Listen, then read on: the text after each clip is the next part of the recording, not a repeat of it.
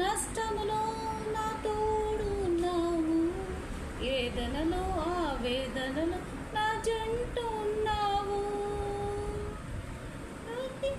అడిగిన వాడికి ఇచ్చేవారు,